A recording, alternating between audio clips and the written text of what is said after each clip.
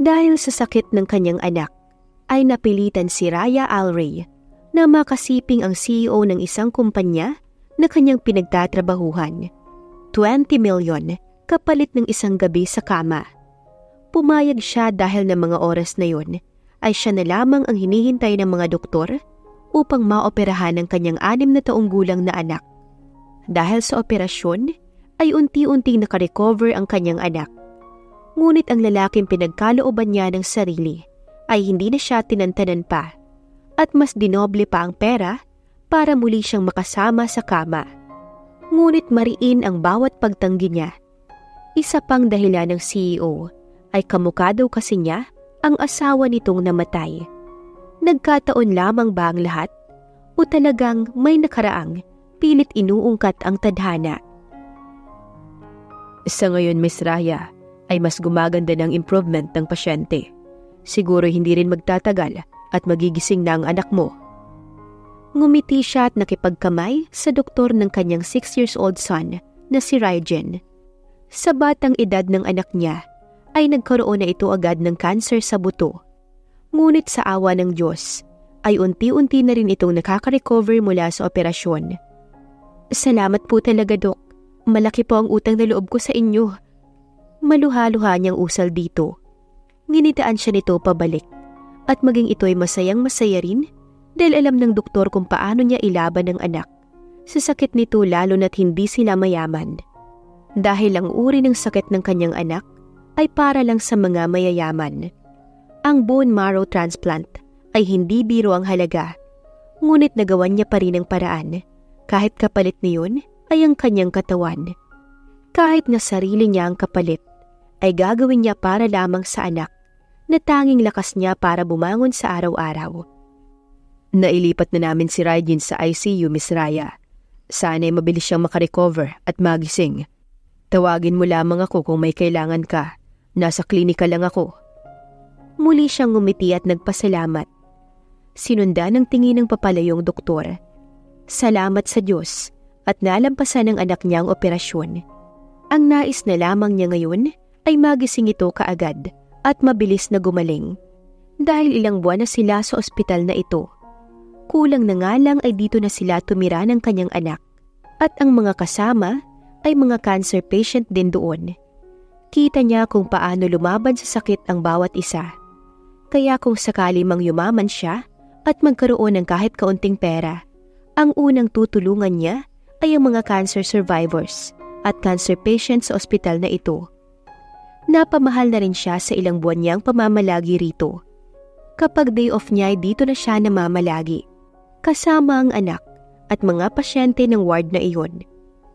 Napukaw si Raya nang tumunog ang cellphone niya. Maagap niya iyong hinagilap sa bulsa ng dalang shoulder bag bago sinagot. Si Estefan ang tumatawag, ang sekretary ng CEO ng kumpanya na pinagtatrabahuhan niya. Yes, Efan.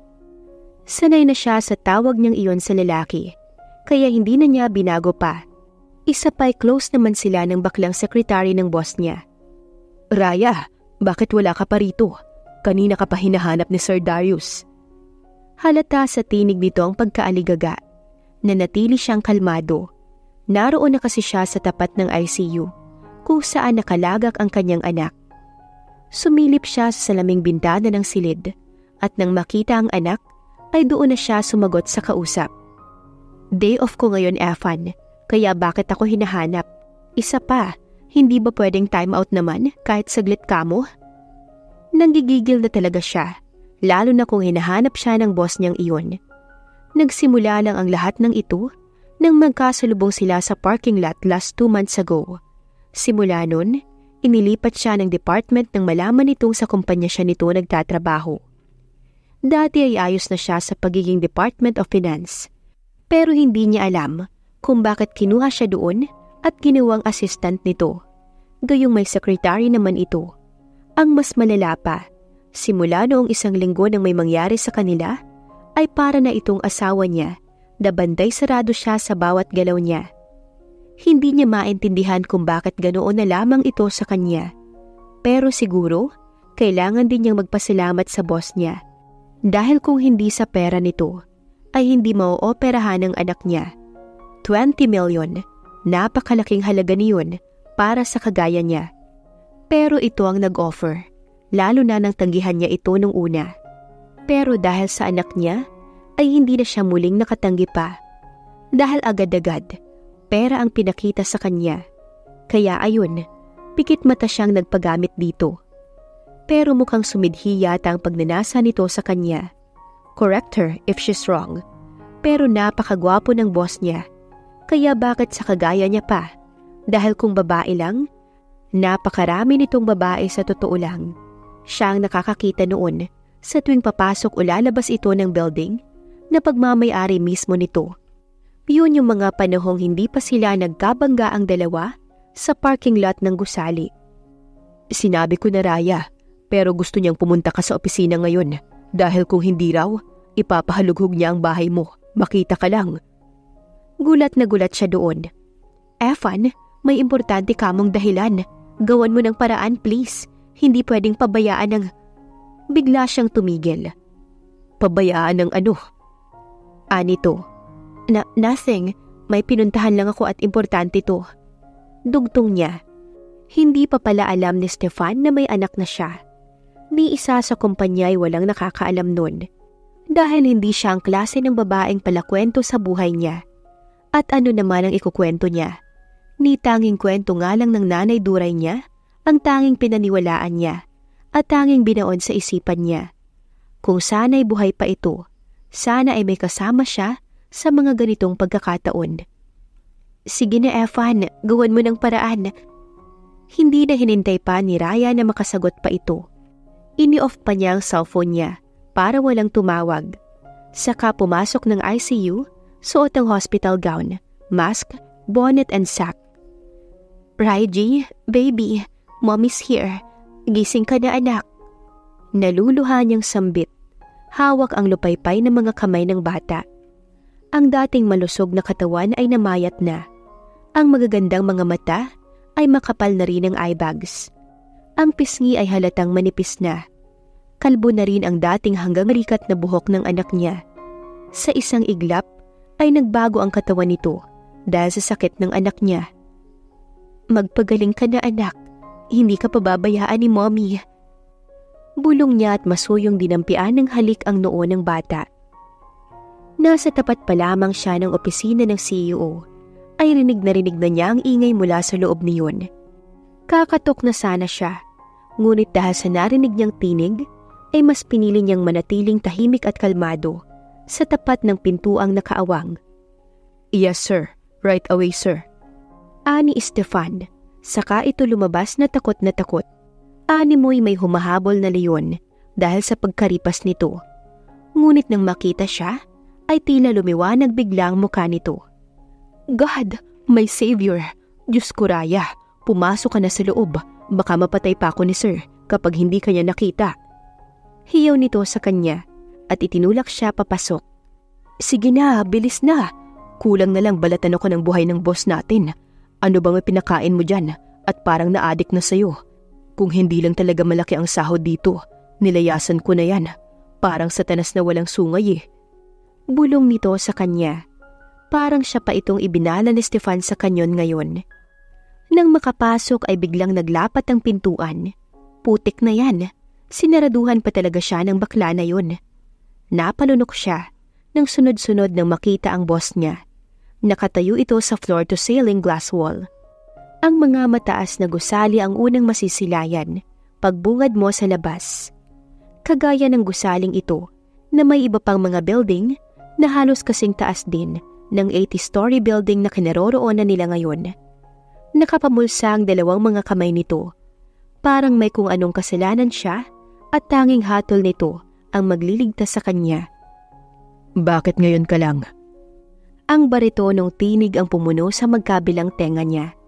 Ni hindi ito humarap. Mula sa salaming dingding kasi ay kitang-kita siya mula sa likuran nito. Matangkad, makisig at may perfect shape na katawan. Nahasa sa gym for sure. Day off ko kahapon sir. Kinakabahan niyang sagot. Nayuko siya. Pero kitang-kita niya ang paggalaw ng mga paa nito, paharap sa dako niya. Animoy may bara sa lalamunan, na kailangan pa niyang lumunok ng laway ng ilang beses. Look at me when I'm talking to you, Miss Raya. Tumayo siya ng maayos, saka siya sumunod sa utos nito. At nabato na lamang siya sa kinatatayuan na magtama ang kanilang mga mata. Ang gwapo nito. Idagdag pa ang maliit na bigoteng tila na kalimutan nitong i-shave. Itong taong ito, bakit parang kakaiba talaga sa tuwing tinititigan niya? Hindi niya malaman kung bakit parang kakaiba ang nararamdaman niya at nagkakabuhol-buhol ang tibok ng kanyang puso sa tuwing magtatama ang kanilang mga paningin. Sinabi ko na pumunta ka rito kahapon. Ano ba ang importanteng ginawa mo at pati trabaho mo'y kinalimutan mo na? Hindi iyon bulyaw. Pero sa diin ng bawat salita nito ay halatang nagtitimpi lamang ito ng galit. Ano bang tinatalak ng taong to? Sinabi na nga niyang day off niya. Mahirap bang unawain yun? Answer me, an instant. Tumaas bigla ang tinig nito. Day off ko po, sir. Sinabi ko na ho. Day off ko kahapon. Bakit ho ba ang hina niyong umintindi? Mahirap bang intindihin, sir? Na day off ko kahapon. Ayaw niyo ba akong pagpahingahin? O gusto niyong dito na lang din ako tumira sa opisina niyo? Yun ba ang nais niyo, sir? Nag-init ang ulo niya at nang mahimasmasan ay tila siya rin ang nahiya sa kanyang mga sinabi. Saglit niya itong sinulyapan. Natatakot pa siya na baka galit ito. Nananalangin siya na sana'y hindi. Get out. Ang sinagot nito. Yes, I guess. Napaawang na lamang ang bibig niya dahil sa sagot nito. Ang layo sa inaasahan niya. Nakangiti na rin ito na kanina ay kulang na lamang magdugtong ang mga kilay dahil sa inis. Natameme siyang bigla. Ano ba ang taong to? Baliw o kulang lang sa aruga ng ina? Oh, mabuti at buhay ka paraya at hindi ka binalatan ng buhay ni sir. Mag-aalas 12:30 na ng tanghali nang maka-lunch break si Raya. Kabababa lamang niya para mag-lunch. Sa cafeteria na siya dumiretso. Nagtitipid kasi siya ngayon dahil hindi pa lubusang magaling ang anak niya. Hindi pa nga niya natatawagan ang tagabantay niya sa anak niya na si Esme. Nakuha niya si Esme sa isang agency. Taga-Aklan ito at 23 ang edad. Dalaga pa at kailangan lang daw nito ng trabaho para makatulong sa mga magulang nito. Kahit medyo mahirap sa kanya at dagdag din sa gastos ang pagkuha ng makakasama, ay ginawa pa rin ni Raya dahil wala siyang ibang pamilya. Maliban sa nanay niyang matagal nang patay. Si Esme ang natao sa ospital ngayon at kung may problema ay sinabihan niyang tumawag lamang sa kanya. Mukhang ayos lang ang anak niya sa ospital dahil kanina pang umaga ay hindi naman ito natawag. Isang order na kanin, ginataang gulay na langka at adobong baboy na isang order din. May baon siyang tubig kaya ayos na iyon. Sa awa ng Diyos ay nakalabas naman ako sa opisina ni Sir Darius na kompleto pa rin ang katawan. Biro niya, nakisabay na sa kanya si Efan.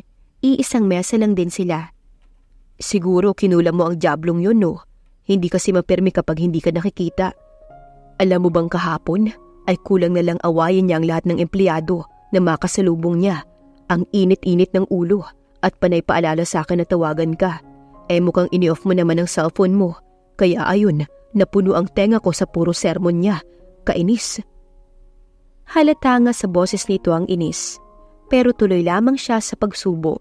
Gutom na siya. Sa dami ba naman ang inuutos ng boss niya? Ang sabi nito bago ito umalis para sa meeting sa conference room, ay hintayin siya nito. Pero 12:34 na. At hindi pa rin nalabas. Saka gutom na siya, no?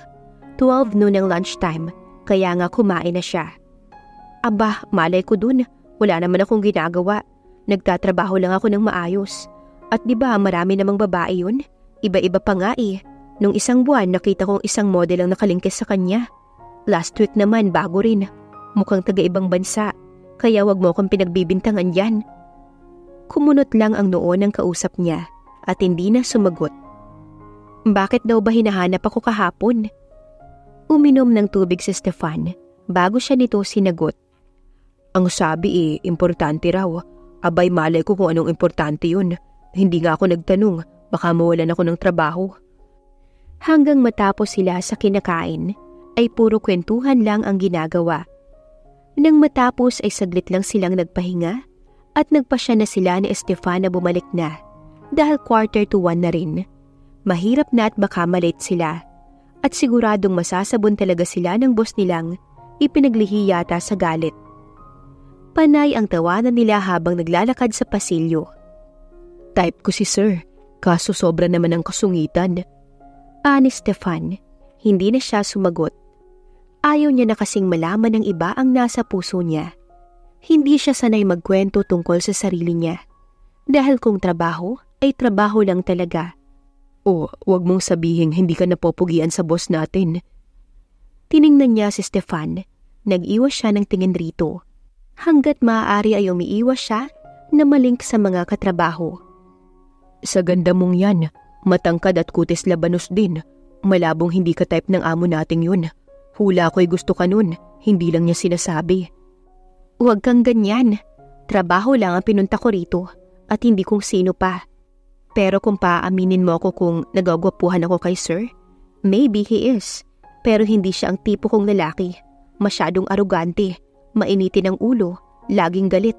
Akala mo, kaaway lagi ang paligid, hindi naman inaano. Oh really? Animoy nabato siya sa kinatatayuan. Maging si Stefan ay napatalikod na lang ng mabilis. Dahil sa boss nila, na bigla na lamang sumabat sa usapan. Tatawagin pa sana siya nito, pero parang pugo na mabilis siyang nagtago. Hindi siya nakapagsalita pa. Parang nagsisi siya bigla dahil sa mga nasabi. Kasalanan ito ng baklang yun. Kung hindi sana chismosa si Stefan, sana. Hindi siya narinig ng boss niya na chinichismis niya. Kahit kailan talaga. Tapos kung nasa kagipitan na, ay bigla na lamang i-exit na parang walang nangyari at iiwan siya bigla. Sasama ka sa akin, sa Palawan. Otomatiko siyang napatigil sa paghakbang. Nang mula sa unahan ay nagsalita ang boss niya. Bakit sir? Kinakabahang tanong niya. Business trip. Tipid nitong sagot. Pero sir, si Stefan po dapat ang kasama niyo dahil siya ang sekretary po ni... Ikaw ang gusto ko, nothing else, no more buts. At hindi ka rin pwedeng tumanggi. Nakabook na ang flight natin this afternoon. Sasagot pa sana siya, pero tinalikuran na siya nito. Pumasok ng opisina nito, kaya naman naiwan siyang nakatulala sa pasilyo, katapat ng pintuan ng office niya. Paano na ngayon ang anak niya? Hindi pwedeng umalis siya dahil may anak siyang nasa ospital ngayon. At hindi pa rin nagigising si Raiji hanggang sa mga oras na ito. Raya. Nang tawagan siya nito, saka lamang siya pumasok sa opisina nito. Sir, baka pwedeng iba na lang po. Assistant lang po ko, kaya bakit ako pa? Mataman siyang tinitigan sa mga mata at kumunot ang noo nito na parang naiinis. 2 araw lang to, Raya, at ikaw ang napili kong kasama dahil matagal ka na rin sa kumpanya, kaya alam mo na ang pasikot-sikot sa finance. Nagsasalita ito pero ang mga mata ay naglalakbay sa kabuuan niya. Napalunok siya ng ilang beses. Kakaiba ang titig nito na para bang hinuhubaran siya. Sir, itinaas nito ang palad. Nagsasabing tapos na ang usapang iyon. Kaya wala na siyang nagawa pa kundi tumalikod na may mababakas na lungkot sa kanyang mga mata. Ang mesa niya ay tanging glass wall lang ang naguugnay. Kaya kahit nasa kabila siya ng dingding, ay kitang-kita pa rin ang boss niya kung ano ang kanyang ginagawa. Noon ay hindi naman glass wall iyon, pero pinalitan ng amo niyang hindi niya maintindihan. Abala si Raya sa pagtatype ng mga papers na pinapaayos ng boss niya. Sa kalagitnaan niyon ay tumunog ang cellphone niya. Tiningnan niya agad ang screen niyon kung sino ang tumatawag. Esme calling. Hindi siya nagdalawang isip na tumayo at lumabas muna. Nilingon niya ang lalaki na nasa mesa nito. Nakaharap ito sa laptop at abala sa kung anong ginagawa. Mabilis lang ang gagawin niya kaya hindi na siya nagpaalam. Saan ka pupunta? Bulong ni Stefan na naroon lang sa tapat ng mesa niya nakapwesto. Saglit lang. Tugon niya saka lumabas. Ate, gumalaw ang hinliliit ni Raiji. Para siyang maiiyak sa galak nang marinig iyon mula sa tagabantay ng anak niya. Mukhang malapit nang magising ang bata. "Bantayan mo siya ha, huwag mong iwawaglit ang paningin mo sa bata, Esme." "Opo ate." May mga sinabi pa siya kay Esme. Hindi niya alam kung makakauwi pa siya ngayon. Ang sabi kasi ni Darius ay aalis na sila mamayang 2 p.m. Ni wala nga siyang mga damit. Sana man lang, pinauwi muna siya, hindi ba? "Huy Raya, hinahanap ka na ni Sir." Mahinang sabi ni Stefan na nakadungaw sa nakaawang na pintuan. Ibinaba niya ang tawag at pumasok na. "Let's go." Nagulat siya doon. Agad-agad, sinulyapan niya ang cellphone na hawak. 1:27 p.m. pa lang. "Pero sir, wala po akong mga gamit.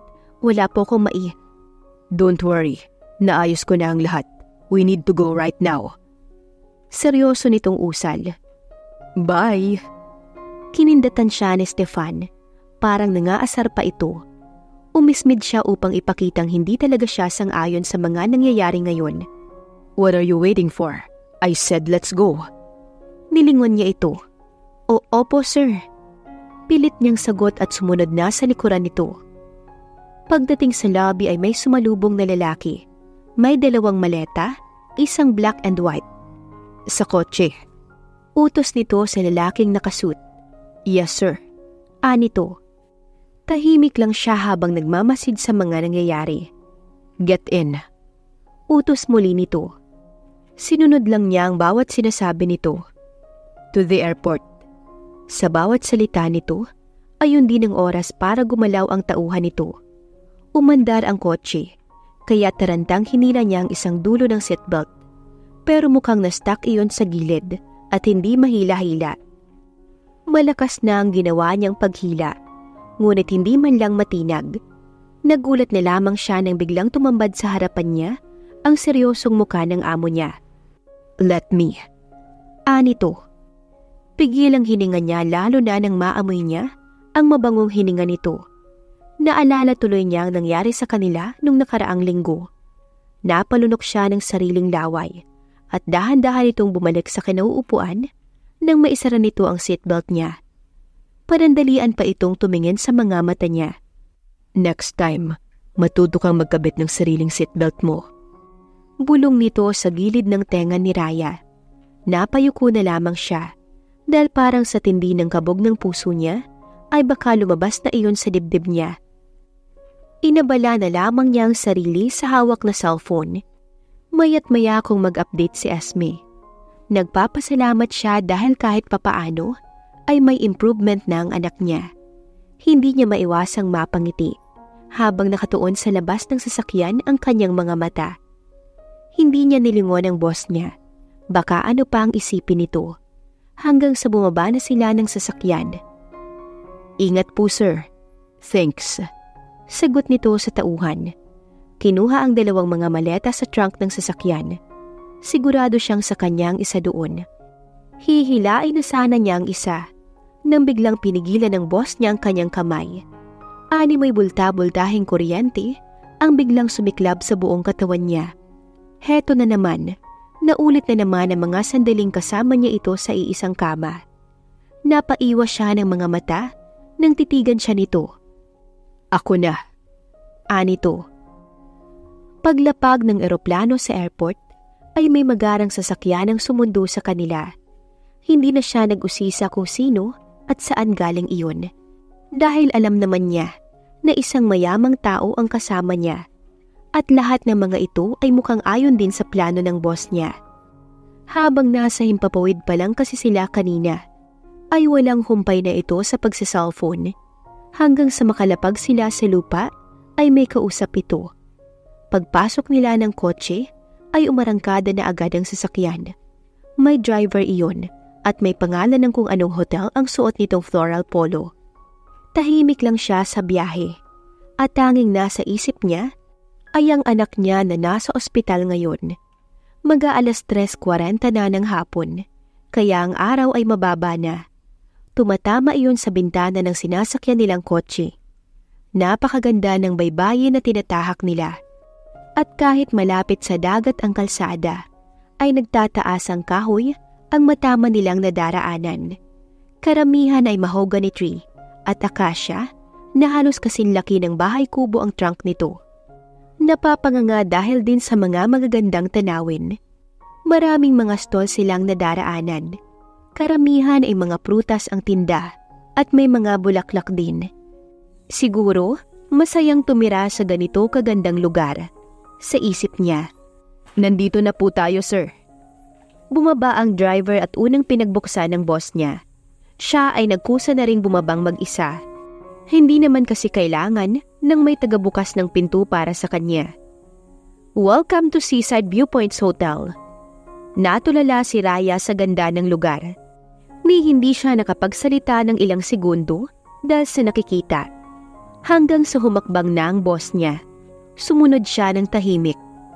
Pagdating sa entrance ay sinalubong agad sila ng nasa 10 mga staff ng hotel. Kagaya ng driver ang kulay at klase ng suot ng mga ito. May nameplate ang bawat staff na iyon. Hindi naman talaga nasa seaside ang hotel. Ang talagang saktong kinatatayuan nito ay tabi ng bundok. Isang mataas na tipak ng bato na napapaligiran ng mga kakahuyan. Nasa 100 rooms siguro iyon. Hanggang 3rd floor sa banta niya. At ang sabi ng manager ay sa pinakataas sila kung nasaan ang Class A room kung tawagin. Habang nakasunod siya sa amo niya ay manakanakang bumabati ang mga staff rito. May mga nagpapapicture at nakikipagkamay, karamihan ay kababaihan. Kinikilig pa sa tuwing may makakasalubong silang mga babae. Guest or not ay napapatitig sa boss niya habang siya'y heto sa likod nito, tahimik lamang na nakamasid. Hi, miss. Napalingon siyang bigla nang may kumalabit sa likuran niya. Hello? Ngumiti siya. Isang kano. Ang tangkad at maasul ang mga mata nito. May dimple din na ang perfect. May I know your name? Kano nga talaga. Walang hiya eh. Nagulat siya nang may biglang humila sa braso niya. Si Darius. At halos magdugtong ang kilay nito ng pasadahan niya. She's mine. Umarko ang kilay ng kano. Tinitigan siya nito. Is that true? Ani mo'y hindi naniniwala. No. Diretsyong sabi niya. Bro, I think we're not bros. Galit na ito dahil kulang na lamang ay lunukin ito ng buhayang kausap. And when I say she's mine, she's totally mine. Hinapit siya ni Darius sa baywang. Kaya kibit balikat na lamang ang kanong tumalikod paalis. Pero siya ay para na namang nakakita ng multo dahil hindi na siya nakapagsalita pa. Pero nang makitang nakalayo na ang kausap niyang lalaki, ay bigla siyang umatras. Pinagsasabi mo? Irita niyang usal dito. You're my assistant at hindi ka pwedeng makipag-usap kahit kanino kapag hindi ko sinabi. Saka siya tinalikuran. Hindi mo ako pagmamay-ari, sir. Diin niya sa huling salita upang iparamdam dito kung ano lang ang ugnayan nila. I think you're wrong, Raya. Dahil nang inangkin kita, inangkin ko na rin pati ang buong pagkatao mo. Natameme na lamang siya at hindi na muling nakasagot pa. Class A nga talagang maituturing ang kwartong inukupan nila. Dahil mula sa bahagi ng terrace nito ay makikita ang buong lugar. At napakataas niyon, lalo na't ang hotel ay nakatayo sa ibabaw ng bato. Kitang-kita ang dagat at ang mga puno't lahat ng nakapaligid sa hotel na yon. Maging ang mga turista na nasa dalampasigan, mga naglalakad, naliligo at nasa gitna ng dagat na may speedboats and yate ay kita rin. Ngunit ang ipinagtataka niya ay isa lamang ang kama. Hindi na niya napigilang magtanong sa lalaking kakapasok lamang ng kwartong yun. Saan ako matutulog, sir? Kahit nasabihin pa ni Darius na huwag niyang gagamitin ng sir sa tuwing magkasama sila o dalawa lang sila ay ginawa pa rin niya. Kailangan syempre, boss ito at tauhan lamang siya. Saka umaakto lamang siya sa kung anong ugnayan nila. Mataman siyang tinitigan ito. There. Anito, itinuro ang kama sa tabi niya. No way! Kukuha ko ng sarili kong kwarto. Hindi ako tatabi sa'yo. No! Ewan ba niya, ang lakas talaga ng loob niyang salungatin ito, lalo na kapag silang dalawa na lang. Pero kung may tao sa paligid, ay para siyang basang sisiw. Siguro sadyang ayaw lang niyang magduda ang iba. Ano ba ang problema dun? Hindi ba't nakita ko na ang lahat sa'yo? Natikman ko na rin, kinain at... Shit! Are you crazy? Tumahimik ka nga. Bakit ba ang bastos ng bibig mo? Ngumisi ito. Why? Totoo na. Sabing tumahimik na eh. Mariing banta niya rito. Napatingin ito sa kanya. Sa klase ng tingin nito ay halatang nagulat ito. Bakit? Anong nakakagulat dun? Fine, ako na ang lilipat. But, after na lang ng okasyon, magbihis ka na. Itinapon nito sa kama ang puting maleta. That's yours. Hindi siya umimik. Nilapitan niyon at sinimulang bulat-latin ang laman niyon. Umalis din kaagad si Darius dahil may kailangan pa raw itong kausapin. Nagsabi pa itong dapat pagbalik nito ay nakahanda na siya. Kaya minadali niya na lahat. Baka kasi maabutan pa siya nito. Mahirap na. 2 dress ang nakita niya. At alam niya na kapag sinuot niya ang mga yun, ay lilitaw ang natatagong binti at likod niya. Dahil masyadong revealing iyon, na kulang na lang pati hita niya ay lumuwa na. Hanggang sako nga, ngunit ang hiwa naman ng kaliwang gilid niyon ay hanggang ibaba ng hita niya. Wala rin siyang pagpipilian dahil mas okay na iyon. Kaysa naman sa isa, na kapag tumuwad siya ng kaunti, ay kita na agad ang puwet niya. Sino bang hangal kasi ang nag-ayos ng mga ito? Isang stilettos na kakulay ng dress niya ang kanyang ipinares. Mukhang kilala na niya kung sino ang nag-ayos nito. Ang baklang si Stefan.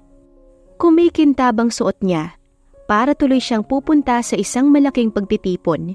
Kaunting make-up at mabilis lang niyang dinaanan ng suklay ang mahaba at straight na brown hair. Nang makita niya sa human-sized mirror ang sarili, ay napangiti siya. In fairness, bagay.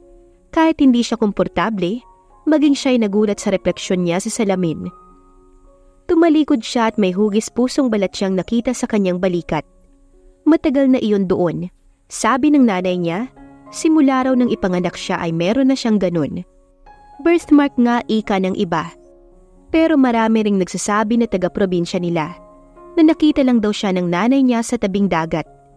Kaya nga lumuwas sila noon ng Maynila para umiwas sa mga pakialamerong mga tao sa lugar nila at para matahimik na rin ang buhay nila. Tinanong niya noon ang ina niya kung may katotohanan ba iyon, pero wala naman itong sagot. Napukaw siya sa sunod-sunod na katok mula sa pintuan. Inayos niya ang sarili bago binuksan iyon. Ma'am Raya Alring? Ngumiti siya sa staff ng hotel. Ako nga, bakit? Ipinapatawag na po kayo ni Mr. Darius Dawson. Sige, nasaan siya? Nasa lobby po, ma'am. Kinuha lamang niya ang cellphone sa kama at sumunod na sa lalaki. Napakaganda niyo po, ma'am. Nasa elevator na sila nang muling magsalita ang lalaki. Ngumiti siya. Oh, thank you. Aniya. Noon pa man ay sanay na siya sa mga ganitong papuri. Kahit naman ayaw nitong aminin, kitang-kita iyon sa ganda ng dalaga. Nang bumukas ang elevator, ay si Darius ang agad kumuha sa atensyon niya. May kausap itong babae sa tabi ng reception area. Naroon na po siya, ma'am. Have a good day, ma'am. Nagpasalamat siya. Tumalikod ang staff, kaya matama niyang pinakatitigan ng lalaki. Aba, ang saya ha. Parang walang kademonyo hang tinatago. Ayos na rin ng babae. Mukhang sumobra lang ang tangkad at konting kembot lang ay luluwa na ang hita. Not bad. Yun lang masama talaga ang suot nito, lalo na sa lalaking kausap nito. Manyak yan eh. Hindi mo yata alam. Bulong niya habang pinupusturahan ng babae. Ngiti-ngiti rin ito. Animoy kilig na kilig sa kausap. You will regret that, baby. Para siyang timang na panay ang bulong sa sarili. Naghintay si Raya hanggang matapos manlandi ang amo niya. Pero mukhang naibang direksyon ang mga mata nito at nabaling sa kanya. Bigla siyang kinabahan nang tila hindi ito kumukurap. Agad itong nagpaalam sa babae na mukhang hindi nagustuhan ng babae. Dire-diretsyong tinungo ang kinaroroonan niya. Bakit yan ang? Inilabas ang puting panyo nito at dahan-dahang idinampi sa noo at liig. Ang lamig naman dahil air condition ng hotel. Niloloko ba siya nito? Pinagpapawisan dahil sa babae siguro nitong kausap kanina. Wala namang ibang dress maliban. Saka itinuro ang suot niya. Sa palagay mo kaya, isusuot ko to? Kung meron namang formal, kaysa sa backless dress na to, ha? Taas kilay niyang sagot. By the way, you look stunning. Napipilitan pa yata. Pero hindi na lamang niya iyon pinansin at nauna ng humakbang, nakalayo na siya. Nang malingunan niya si Darius, seryoso itong nakatitig sa likuran niya na parang may kung anong nakakagulat doon. Mr. Dawson, the car is ready. Seryosong nakatingin pa rin ito sa likuran niya. Ano bang meron sa likuran niya? At bakit hindi mapuknat ang mga mata nito roon? Hindi niya maiwasang magtaka. Napawi lang ang titig nito nang dumating ang driver nila. Ito rin ang lalaking sumundo sa kanila sa airport kanina. Habang nakasunod siya sa lalaki, ay napaisip siya. Bakit kaya ganoon na lang si Darius kung makatitig? Pumasok siya sa kotse na hindi napapawi ang mga tanong sa isipan. Napukaw lamang siya nang mag-vibrate ang cellphone niya. Ate, nagising na si Raiji. Nang mabasa niya iyon, ay biglang sumilay ang saya sa labi niya. Gusto niyang sumigaw, gusto niyang matuwa. Magalak ngunit iniiwasan niyang makalika ng anumang pagtatakahan ng boss niya. Lalo pat seryoso itong nakatitig sa paanan niya. Hindi niya alam kung bakit, pero nagpapasalamat siya at hindi ito nangungulit ngayon. Kailan siya nagising, Esme? Kanina lang ba? Anong oras? Kamusta siya? Hinahanap niya ba ako? Sunod-sunod niyang tanong sa text. Esme, bantayan mo siya ng mabuti ha? Pakainin mo siya at sundin mo ang bili ng mga doktor ha? Hindi pa ako makakauwi dahil 2 days daw kami dito sa Palawan. Pero kung matapos agad ang kung anumang pinunta namin dito, uuwi ako agad, okay? Segundang text niya rito. Sabaw at lugaw ate. Bawal pa kasi ang matigas na pagkain sabi ng doktor. Ayos naman na po siya. Nagsasalita na po ate. Hinahanap ka niya pero sabi ko may pinuntahan ka na trabaho. Napangiti siya. Naiiyak siya pero pinigilan niyang huwag tumulo ang mga luha. Baka kung anong isipin ng katabi niya. Hindi pa rin ito nagtataas ng ulo. Seryoso talaga ito sa iniisip. Siguro sa babaeng kausap nito kanina ang nasa isipan nito. Sa bagay, babaero eh. Tatawagan kita mamaya kapag nakauwi na ako sa hotel. Pakisabi kay Raiji, mahal na mahal ko siya, Esme. Huling text niya na iyon bago ini-off ang screen ng phone niya. Nang tumigil ang sasakyan, ay sakalang nagtaas ng ulo si Darius. Bumaba ito ng pagbuksan ng driver. Bubuksan na sana niya ang pintuan nang bumukas iyon ng kusa. Pinagbuksan siya ng amo niya. Pilit ang ngiting pinakita niya rito. Salamat sir. Aniya bago lumabas ng kotse. Pero hindi ito sumagot. May sinabi ito sa driver bago sila tuluyang pumasok sa entrance ng isang hotel. Sa banta niya ay may isang event silang dadaluhan. At kasama si Darius sa mga bisita at pangunahing panauhin. Nang makapasok siya doon, ay napagtanto niyang isang charity event iyon na dinaluhan ng mga mayayamang tao sa Palawan. Maging ibang bahagi ng bansa, ang charity ay tumutulong sa mga batang may cancer, kagaya ng anak niya. Ano naman kaya ang kinalaman nito sa finance na sinasabi ng boss niya? Mukhang inutunan naman siya para sumama. Bukod sa mga awards and honors, ay may mga nagpabida rin sa pagsayaw at pagdrama. Lumabas muna siya sandali para matawagan niya si Esme. Tutalebala naman ang lahat sa palabas. At si Darius ay hindi niya rin malaman kung nasaan ito. Chance niya na iyon para makatawag sa anak niya. Esme, si ate mo to. Ate Raya, kanina ko pa po hinihintay ang tawag mo. Nakatulog na po si Raiji eh. Tila nalungkot siyang bigla. Kahit sana tinig ng anak niya, ay masaya na siyang mapakinggan ito. Sige Esme, ayos lang. I-text mo ako mamaya ha kung gising na siya. Opo ate, opo. Pakisabi kay Raiji na mahal ko siya. May halong lungkot ang tinig na iyon. Raiji? Who is he? Bigla na lamang niyang naibaba ang cellphone na hawak. Nang mula sa harapan ay tumambad si Darius. Seryoso ang mukha nitong nakatitig sa hawak niyang phone. Answer me, Raya. Who is Raiji, ha? Siya ba ang bagong lalaki mo? Kaya ba? Shit! This is bullshit! Bigla itong tumalikod, pero hindi niya ito sinundan. Di mag-walk out ka. Problema ba yun? Ang arte? Akala naman ito ay mag-asawa na. May pagganon-ganon pa. My God! Ewan ko sa'yo, Mr. Dawson. Bulong niya sa isipan habang pinapanood ito palayo. Hindi na siya bumalik sa loob ng hotel. Mas pinili niyang mamalagi sa garden ng lugar kasama ang mga nagagandahang mga bulaklak roon. Nanatili siya doon at binantayan ng boss niya na makalabas. Nasa unahan lang naman ang sasakyan nila, kaya alam niya kung aalis na ito o hindi. Pero dahil sa panirang ambon, ay napilitan siyang pumasok na ng sasakyan. Naambunan pa siya. Sana ay wag siyang sipunin at ubuhin ito. Pinagpagan niya ang ulo dahil medyo basa iyon. Wala pa ang driver, kaya siya lang mag-isa doon. Mag-aalas 8 na nang sulyapan niya ang screen ng kanyang phone.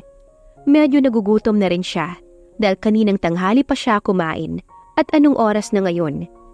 Tiniis niya dahil mukhang wala namang pwedeng mabilhan sa bahaging iyon. Saka wala siyang dalang kahit piso. Cellphone lang kasi ang bitbit niya kanina paalis ng hotel. So, kapag nawala pala siya rito ngayon, mamamalimos muna siya bago makauwi sa hotel dahil ni pamasahe ay wala siya. Minsan talaga kung abutin siya ng katangahan ay wagas din.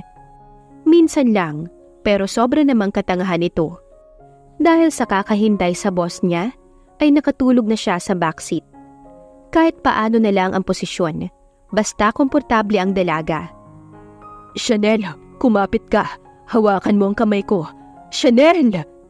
Napabalikwas ng bangon si Raya dahil sa isang panaginip.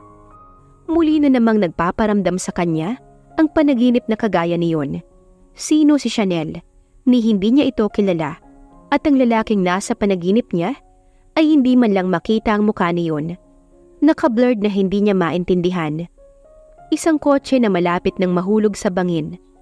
Kabang-kaba na naman siya, gaya ng dati, sa tuwing napapanaginipan niya mga ganitong bagay. Kabang-kaba siya at takot na takot. Kung minsan na itutulo na lang ng kusa ang mga luha niya, na hindi niya alam kung bakit. Noon pa man ay lagi niya na iyong napapanaginipan. Kung minsan sa isang kasal, na hindi niya alam kung sinong ikinakasal. Malabo ang lahat sa panaginip niya. Kaya hindi niya alam kung para ba sa kanya iyon o hindi dahil wala namang mga mukha ang mga naroon. Are you okay? Ngayon lamang niya napagtanto na nasa tabi na pala niya si Darius. Kanina pa kaya ito nakatingin sa kanya? Hindi man lang niya napansin nang bumalikwas siya sa pinagsasandalan. Ayos lang. Mahinang usal niya. Umalis na tayo. Pumihit ito sandali at tinignan ng driver sa drive seat. Nang umandar ang makina, ay saka lang siya umayos ng upo. At matapos ng tanong ng boss niya, ay hindi na ito muling nagsalita. Nakatitig lang ito sa hawak na cellphone. Parang may ginagalugad roon. Nagtataka na siya kung bakit hindi na ito nangungulit. Pagdating sa hotel ay sabay pa silang umakyat sa hotel room. Nag-order si Darius ng dinner, samantalang nagtungo siya sa banyo para maligo. Para kasing nanlalagkit na siya. Pero kahit abala siya sa ginagawa, ay hindi pa rin nawawala sa isipan niya ang tungkol sa panaginip niya. Bakit may Chanel? Sino ba si Chanel? Doon nag-research siya kung may Chanel bang account sa Facebook. Napakaraming Chanel at lahat iba-ibang apelyido. Nahihirapan siyang alamin dahil wala siyang kumpletong pangalan ang Chanel. Paglabas niya ng banyo ay nagulat si Raya nang bumungad si Darius sa tapat ng pintuan ng CR. Seryoso itong nakatitig sa kabuuan niya. Nakatapis pa rin siya ng towel dahil ayaw niyang ipakita ang suot niya ngayon. Ang hayop na Stefan, bakit napakanipis ng pampatulog na nilagay nito? Tapos ang ikli-ikli pa. Kung narito lang talaga ang baklang yon ngayon, baka nasabunutan na niya. Hulma ang panloob niya, pati nga ang kulay ng andis niya ay halatang halata eh. Ipinahanap ko ang files mo kay Stefan. Taga Batangas ka pala. Seryosong tanong nito. Tumango siya at lumabas na ang mga tanong sa isipan niya. Bakit kaya? Anong kailangan nito at ipinahanap ang files niya? May kasalanan ba siya? Baka babawiin ng 20 million. No, hindi pwede. Di ibalik nito ang kinuha nitong pagkababae niya. Baka hindi naman. Di ba lilipat ka ng room? Umalis ka na. Pagtataboy niya, kailangan din niyang iliko ang mga tanong nito sa personal niyang buhay. Why? Itinataboy mo na ako dahil may Raiji ka na? Parang gusto niyang humalakhak sa tuwa. Anong pinagsasabi nito? Ano? Di ba sinabi mong lilipat ka? E di lumipat ka na. No, dito ako matutulog. Kasama ka. Nag-igting ang bagang niya. What? Sinabi mo hindi ba? Bakit hindi ka? Animoy trumpo siya nang biglang hablutin ni Darius ang nakatapis na towel sa kanyang kabuuan. Napanganga si Raya nang makuha nito iyon at itinapon sa kama. Saka nito hinawakan ang braso niya at hinila patungo rito. Sinalo siya ng dibdib nito. Parang napisat yata ang pisngi niya nang tumama sa matipuno nitong dibdib. Aatras na sana siya nang ikulong siyang bigla sa mga braso nito. Listen, ako ang boss dito, kaya ako ang masusunod. At kung gusto kong dito ako matutulog, dito ako matutulog. At gusto kitang katabi. Tatabi ako sa'yo. Now, kung ayaw mong mapadali ang lahat sa atin ngayon, huwag mo na akong tarayan. Dahil sa tuwing ginagawa mo yon, fuck, nagiinit ako, Raya. Ni hindi na siya nakasagot dahil sa malakas na pintig ng kanyang puso. Malakas na naglapat ang pinto. Iniwan niya si Darius at tumakbo siya palabas. Ngayon ay heto si Raya, hawak ang dibdib dahil sa mabilis na pagtibok ng kanyang puso. Inayos niya ang sarili. Hindi pwede. Hindi siya pwedeng madala sa mga salita at halik nito. Isang beses lang at tama na yun at hindi na muling mauulit pa. Nagsisiman siya dahil sa nangyari sa kanila ay wala rin naman siyang ibang pagpipilian noon. Dahil kung halimbawang papipiliin siya, buhay ng anak niya o ang kanyang dangal, hindi na siya mag-iisip pa. Ang anak niya, alam niyang masisira siya matapos ng nangyari. Tama nga, dahil ngayon, hindi na talaga siya tinantana ng boss niya. At ano ang sinasabi nitong siya ang asawa nito? Nagulat siya, sobrang nagtataka. May asawa pala ito. Akala niya kasi binata ang amo niya. Hindi niya alam kung anong nangyayari sa taong yun. May mga sinasabi ito tungkol sa balat niya at the way she speak at kung ano-ano pa na nakita raw nito sa kanya. Ilang segundo siyang namalagi roon. Hawak ang towel na kinuha niya kanina sa kama nang itulak siya ng binata roon. Mabuti na lang at nahablot niya bago tumakbo palabas ng kwarto. Kung hindi ay malalantad ang kanyang suot na panloob. May iila na tinitingnan siya. Hindi na lamang inintindi ni Raya. Sa tuwing may dadaan ay napapalingon sa kanya. Nagtataka siguro ang mga ito kung bakit nasa labas siya at may tapis na tuwalya. Isang malalim na buntong hininga ang tanging nagawa niya para pakawalan ang kaba at takot sa kanyang dibdib. Naputol nga lang nang bumukas ang pinto. Lumabas si Darius. Mukhang kalmado na ito. Siguro naman ay hindi siya nito kakalad ka rin papasok ng silid. Alam niyang sa kanya ito nakatingin, ngunit hindi siya lumingon. Nanatili siya sa kinasasandigang pader at ang mga mata ay nasa paanan niya. Pumasok ka na. Malamig dito sa labas. Malumanay na ang tinig nito, kumpara kanina na para itong nakasinghot ng kung ano. Hindi siya umimik. Huwag mo nang hintayin na buhatin kita papasok, Raya. May tonong nagbabanta iyon, kaya medyo kinabahan siya. Tumingin siya rito. Nagtama ang kanilang mga mata. Namumula iyon, baka nakadrugs or addict. Look, I'm sorry, okay? Kaya pwede bang pumasok ka na? Baka ano pang sabihin ng mga nakakakita sa atin na nag-away tayo. Inirapan niya ito. Bakit? Hindi ba? Yang kamanyakan mo talaga eh. At sino bang? Nagulat na lamang si Raya nang tawirin nito ang pagitan nila at hinila siya papasok. Tsaka nito isinara ang pinto ng kwarto. Lower your voice. Masyado talagang maingay ang bibig mo. Nakakahiya sa mga... Natawa siya. Aba, nahiya ka pa? Ay yung ginawa mo nga sa akin kanina. Hindi ba mas nakakahiya yun? I said I'm sorry, okay? Tinalikuran niya ito. Uuwi na ako bukas. Ayoko nang magtagal pa dito. Isa pa, hindi naman pala ako kailangan dito. Naiinis siya dahil imbes na naroon siya ngayon sa tabi ng kanyang anak, ay wala siya. Dahil narito siya at nakikipagbardagulan sa taong ito. Buntong hininga ang tanging naisagot niya rito Kinuha nito ang cellphone sa ibabaw ng kama at may hinanap doon. Take a look at this. Nito. Lumapit ito sa kanya. Umatras siya pero hinila lang siya nito palapit sa tabi nito. She's my wife at mag-iisang buwan pa lang kaming kasal when the accident happened. Panimula nito. At nang sandaling sinulyapan niya ang litrato sa phone na hawak ni Darius, ay bigla na lamang kumabog ang puso niya. Dahil ang katabi nitong babae sa litrato ay kamukhang-kamukha niya. Hindi siya nakaimik. Nakatuon lang ang mga mata sa photos na pinakita ni Darius sa kanya. It's been a year when she's gone. Kitang-kita sa mga mata nito ang sobrang kalungkutan. Ang tinig nito ay puno ng pagsisisi na parang hindi nito kayang banggitin ang mga salitang iyon. Nakikinig lamang siya, hawak ang phone nito. Nakatayo ito sa pader sa gilid ng pinto. Nakakross ang mga kamay, maging ang mga paa habang nakalapat ang likuran sa sementong pader. Walang katawan, wala akong nakita, kaya ayokong maniwala na wala na siya. Sa 6 na taon na wala siya, umaasa pa rin ako. At kahit habang buhay, aasa pa rin ako na makikita ko siya. Chanel is my everything. Doon siya napatitig sa lalaki. Nanginginig ang kanyang mga kamay habang binababa ang phone ni Darius sa kama. Nanatili siyang tahimik kahit may mga nabubuo ng konklusyon sa isipan niya.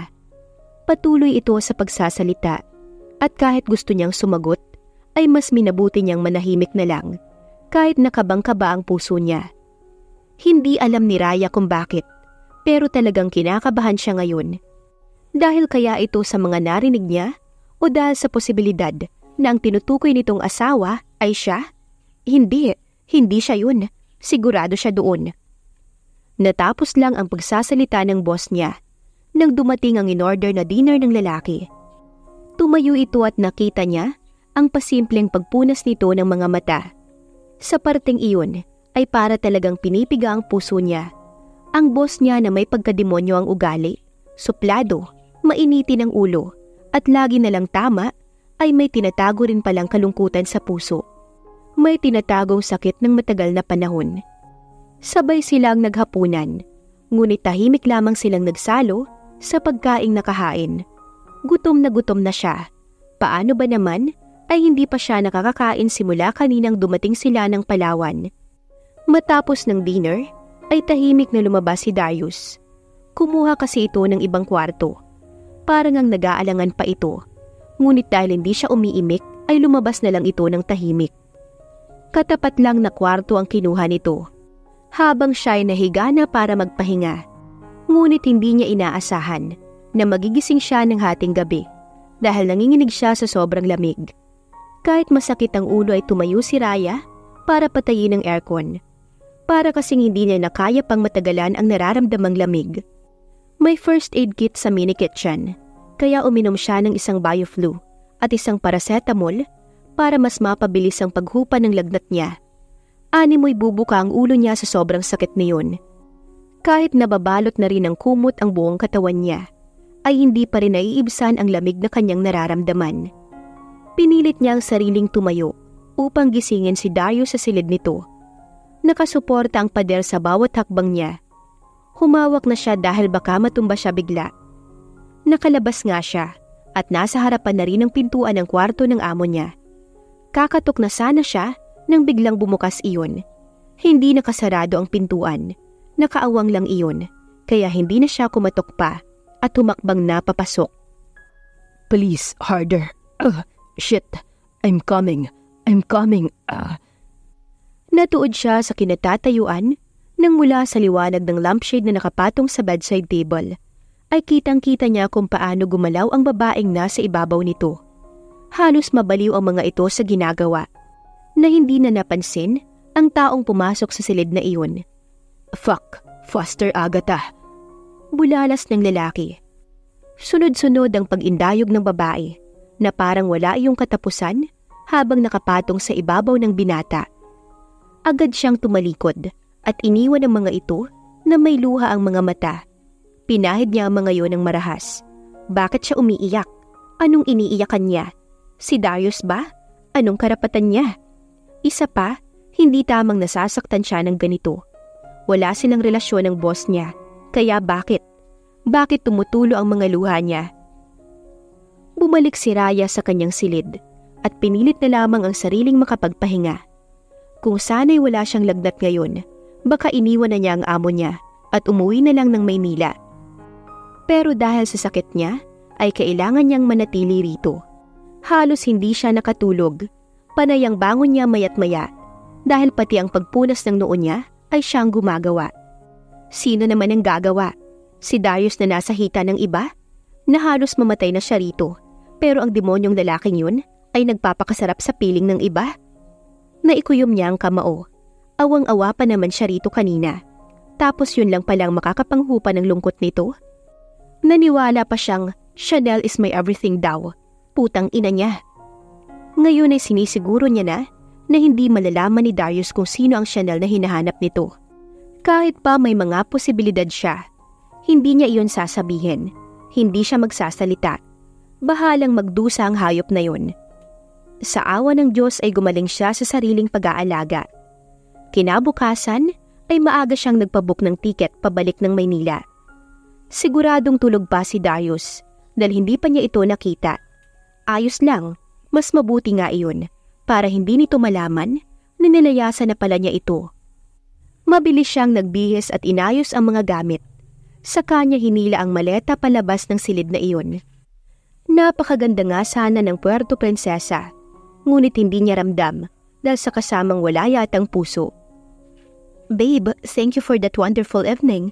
Mamaya ulit. Biglang nagsabay sila sa pagbukas ng pinto. Nagkagulatan pa ang mga ito at kita ni Raya ang pagkalas ni Darius sa pagkakahawak ng babae nito sa braso nito. Babe, where are... Umalis ka na. Nilingon nito ang babae, saka iyon sinabi. Nagdadabog na tumalikod dito matapos siyang pasadahan. Maganda, sexy at makinis. Pero hindi siya nagagandahan sa mukha nito. Inirapan pa siya na parang siyang sinisisi nito. Humakbang siya paalis at hindi na niya pinansin ang amo niya. Where are you going? Anito. Uuwi. Aniya sa kamarahas na winaksi ang kamay nito na humawak sa pulsuhan niya. Hindi mo man lang sinabi sa akin? Ngumisi siya. And how can I tell you kung nagdedeleryo na ang mga mata mo sa babaeng yun? Matatag niyang usal. Nagulat ito pero wala siyang pakialam. I can explain. Hindi ko hinihingi ang explanation mo, sir. Uuwi ako at hindi mo na ako mapipigila. Ano ba? Sir, ano ba? Ibaba mo ako, sir. Ngunit bigla na lamang siya nitong binuhat na parang isang sakong palay. Nagpupumigla si Raya, ngunit kahit anuman ang gawin niya, ay wala pa rin iyong magagawa sa tatag ng katawan nito at mga brasong nakapulupot sa kanya. Sa nakita niya ay nakakasiguro na talaga siya sa kanyang sarili, na kahit pumapasok sa isipan niya na siya nga si Chanel, ay hinding-hindi niya aaminin dito. Kung sakali mang maging siya nga iyon, para ano, saktan lang niya ang sarili niya? Hindi na. Buhay siya kahit wala ang lalaki. Kaya niyang pag-aralin at pakainin ang kanyang anak. Biglang namilog ang kanyang mga mata. Anak? Ibig sabihin kong siya nga si Chanel at 6 years old na si Raiji. Napatakip siya ng bibig dahil sa mga naiisip niya. Ang tanging paliwanag lamang ng nanay niya noon kung bakit wala siyang asawa ay tinakasan daw siya ng lalaking nakabuntis sa kanya. Natakot daw sa responsibilidad kaya hindi na nagpakita pa. Hindi na rin siya nagtanong ng kung ano-ano dahil sa sinabi pa lang ng ina ay nagpapakitang walang kwentang lalaki ang ama ng kanyang anak. Niisipin kahit saglit kung sino at anong klase ba itong lalaki ay hindi na niya pinag-abalahang alamin. Naniwala na lang siya sa bawat salita ng kanyang ina. Walang pagdududa at kahit tanong roon. Bumaba na siya ng eroplano. Oo, nakabalik na sila ng Maynila. Mabuti na lang at nagkaroon ng emergency sa kumpanya ni Darius. Kaya sila umuwi kaagad. Dahil siguro kung wala, abay baka bukas pa sila makakauwi. Kanina'y tumatawag si Esme. Hindi niya iyon sinagot. Paano niya sasagutin kung hanggang sa paglapag nila ay bantay sarado siya ng boss niya? Akala naman ay tatalon siya ng eroplano. Baliw. Kahit nga pag-text ay panay din ang sulyap nito. Wala na talaga siyang privacy sa taong to. Saan ka pupunta? Nagmamadali ang mga paa palayo sa boss niya. Siguro naman ay pwede muna siyang umuwi. Alangan namang diretso pa rin siya sa trabaho, gayong anong oras na. 2:30 PM na ng hapon. Uuwi, sir. Direktang usal niya rito. Iyahatid na kita. Anito, pero hindi niya na ito binigyan ng pagkakataon. At mabilis niya na itong tinalikuran. Raya. At kahit anong tawag nito ay hindi na siya lumingon. Kagabi pa ang pagtitimpi niya rito. At baka kapag hindi pa sila naghiwalay ng landas, ay baka ano pa ang masabi niya. 129th Street, Katipunan Village ho. Agad siyang sumakay sa taxi na tumigil sa harapan niya. Nilingon niya ang likuran bago siya pumasok. Mukhang umalis na si Darius. Doon lang siya nakahinga ng maluwag. Ang mga nasaksihan niya kagabi ay sapat ng dahilan para iwasan ito. Galit siya, hindi niya alam kung bakit. Pero ano bang karapatan niya? Pero talagang galit siya, kahit pa boss at empleyado lamang ang relasyon nila. Saglit lang siya sa bahay niya. Nagbihis lang at kumuha ng ilang damit ni Raiji. Saka umalis din kaagad. Diretso na siya sa ospital kung saan naroon ang anak. Mommy! Napalitan ng galak ang mukha niya. Mula sa kakabukas na pintuan, ay bumungad agad ang masayang mukha ng kanyang anak. Nakalipat na pala ito sa semi-private na kwarto. Ate, umuwi ka na po pala. Pumasok siya, dala ang mga prutas at paper bag na may personal na gamit ng anak niya. Oo, nakalipat na pala kayo? Aniya, wala kasing sinabi si Esme sa text. Ngayon lang ate, tatawagan nga sana kita pero narito ka na pala. Masaya siya nang makita na medyo masigla na ang bata na nakaupo sa hospital bed nito. Agad siyang lumapit at mahigpit itong niyakap. Maluha-luha pa siya dahil napakabuti ng Diyos sapagkat hindi sila pinabayaan. Lalo na ang pinakamamahal na anak. Mommy, sabi ng doktor, gagaling na raw po ko. Anito, halata pa rin ang maitim sa ilalim ng mga mata nito.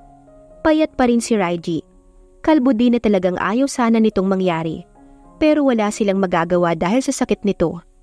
Yes anak, gagaling ka na. Aniya, parang nabunutan siya ng tinik sa dibdib nang makitang masigla na ang anak niya at wala na rin itong iniindang sakit sa katawan. Noon kasi ay parang doble-doble ang sakit na nararamdaman niya. Lalo na kapag namimilipit sa sakit ang kanyang anak.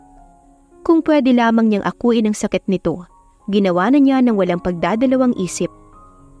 Naluluha sa galak ang puso niya at dinampian ng masuyong halik ang noo ni Raiji. Kung may pinakamasayang tao ngayon, isa na siya roon. Ngayon niya napagtanto na walang hindi kayang gawin ng isang ina para sa anak. Kahit na kumapit siya sa patalim, maipagamot lamang ang kanyang mahal na si Raiji. Why are you crying, mommy? Magaling na po ko, mami. Hindi niyo na po kailangan mag-cry ulit. Anito, wala siyang naisagot. At nang maramdaman ng mumunting mga braso ni Raiji, ay napahagulhol na siya. Hindi dahil sa problema, kundi dahil sa nasayang na nararamdaman niya ng mga sandaling iyon. I love you, mommy. Thank you po sa pag-aalaga sa akin. Mahal din kita, anak. Magpagaling ka na para makauwi na tayo, ha? Tumango ito. Ilang linggo pa ang matuling dumaan at sa tuwing out ni Raya sa trabaho ay sa ospital na siya dumediretso. Tuwing gabi kasi ay siyang nagbabantay kay Raiji.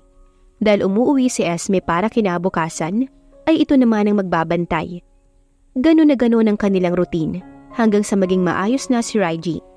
Kahit pagod sa trabaho, ay napapawi iyon sa tuwing masisilayan niya ang kanyang anak na nakikipaglaro sa mga cancer patient din sa ospital na yon. Kung day off naman niya, ay siyang nagiging teacher ng mga bata sa ward na yon. Karamihan kasi sa mga batang cancer patient ay hindi na nakakapasok dahil sa sakit ng mga ito. Masayang-masaya ang mga bata tuwing binabasahan niya ng mga storybooks. Nakakatunaw ng puso na pati mga magulang ng mga bata ay napapasaya din niya kahit sa ganoong paraan lamang. Pinipilit ni Raya na kalimutan si Darius para hindi na siya nasasaktan o kung ano man ang tawag roon. Alam niyang nagtataka ito pero hindi niya ito masisisi dahil sa pagiging babaero nito. Raya! Palabas na siya ng building nang marinig niya ang pamilyar na tinig na iyon. Diretso pa rin ang lakad niya. Pero nang hablutin ni Darius ang kamay niya, ay agad siyang napatigil sa paghakbang. Iniiwasan mo ba ako? Bulong nito. Inilibot niya ang paningin. May ilang nakatingin sa kanila, kaya bigla niyang hinila ang pulsuhan upang makawala sa pagkakahawak nito. Aalis na ako. Bye, sir. Seryoso na sabi niya. Pero sinundan siya nito hanggang sa parking lot ng building. About what happened in Palawan. Alam mo namang lalaki lang ako, and I need so. Lalaki ka lang, kaya kailangan mo na magpapatayo ng armas mo? Ganun ba? Dugtong niya. Not like what? Alam mo, hindi ko hinihingi ang paliwanag mo, sir. Lubayan mo na lang ako para wala tayong problema. At kung iniisip mong galit ako dahil sa nakita ko, hindi ho. Masaya nga ako dahil may ibang babae ka ng pinagkakaabalahan at hindi na ako napeperwisyo. Sambit niya bago niya ito tinalikuran. Pasakay na siya ng taxi nang malingunan si Darius na mabilis na lumapit sa sasakyan nito. Pero hindi na niya inintindi ang lalaki. Sa ospital ho, Manong. Aniya. Habang patungo ng ospital, ay napansin ni Raya na may itim na magarang sasakyan ang nakasunod sa likuran ng taxi na sinasakyan niya. Nilingon niya ito at pinakatitigang mabuti. Kanina pa kasi iyon sumusunod, kaya hindi niya maiwasang magtaka. At isa pa para kasing pamilyar ang kotse na yon. Manong, lumiko ho kayo dyan sa kaliwang kalsada, tapos umikot ho kayo sa mega supermarket. Doon po tayo dadaan papunta ng ospital. Utos niya sa driver ng taxi. Okay, ma'am. Kapag nakasunod pa rin ang sasakyang itim, sigurado na siya na ang taxing sinasakyan niya ang sinusundan nito. Nagbago nga ang daan ng taxi, at kung saan niya ito itinuro, doon din mismo dumadaan ang sasakyan, at bigla siyang kinabahan nang mapansing nakasunod pa rin ito. Mukhang siya nga talaga ang sinusundan. Manong, lumiko po kayo sa pangalawang kalsada pa kanan. Muling utos niya. Mukhang si Darius nga talaga ang sumusunod sa likuran ng sasakyang sinasakyan niya. Pero ma'am, sa ospital ho tayo, hindi ba? Tanong ng driver nang mag-utos siyang lumiko. Hindi na kasi yon ang daan patungo sa ospital. Basta ho, may sumusunod kasi sa atin. Aniya. Hindi na sumagot ang driver at sinunod na lang ang sinabi niya. Hindi pwedeng masundan siya nito kung saan talaga siya pupunta. Malalaman kasi nito ang tinatago niya. Kahit pa boss niya ito, ay hindi pa rin siya sang-ayon dahil para kasing nag-aalangan siya, lalo na sa nangyari sa Palawan. Kung siya nga si Chanel, hindi pwedeng malaman ni Darius na may anak siya dahil alam niya na ang susunod na mangyayari. Oras na malaman nito ang tungkol kay Raiji. Isa pa'y ayaw niya munang pag-isipin ng bata dahil kakaopera lamang nito at baka mabinat. Pumihit siya paharap sa front. Saktong paliko na ang taxi sa Kalye Santiago nang bigla na lamang pinihit ng driver ang manibela pakanan nang may sasakyang rumaragasa. Isang 10-wheeler truck ang mukhang nawalan ng Manong! Mababangga tayo! Isang malakas na pagbangga sa pader ng isang establishment ang nangyari. Sa lakas ng impact ay parang saglit siyang nabingi at tanging ugong lamang ng nabasag niya yatang eardrum ang naririnig. Dahan-dahang iminulat niya ang mga mata. Nananakit din ang kanyang buong katawan. Dugo! Nang makapa niya ang dugo sa noo at makita niya iyon, ay tila bigla siyang nabalik sa nakaraan. Humawak ka! Huwag kang bibitaw, Chanel! Please, huwag kang bumitaw! Kitang-kita niya kung sino ang nagsasabi at nagmamakaawang iyon. Si Darius, hawak ang isa niyang kamay. Bitawan mo na ako! Mauhulog na tayong dalawa kapag hindi mo binitawan ang kamay ko. Puno ng luha ang kanyang mga mata. Duguan din maging ang buong braso at katawan niya. Si Darius ay duguan din ang ulo at mga braso. Malapit nang mahulog ang kotse sa bangin at tanging side mirror lamang ang kinakapitan niya. At kanang kamay ni Darius. No! No! No! Please, huwag kang bibitaw. Please, wife. Please, I'm begging you. Please don't. Hindi na siya sumagot at dahan-dahang binitawan ang palad ng lalaki. Chanel, don't, please. Wife, please, no! No! Raya, hold on. Please hold on. Huwag kang pipikit. Huwag kang pipikit, Raya. Napamulat siya ng mga mata nang marinig ang tinig ni Darius. Dahan-dahan itong binubuksan ng pintuan sa kaliwang bahagi niya. Kukunin kita, basta wag kang pipikit. Nabingi ba siya o ano?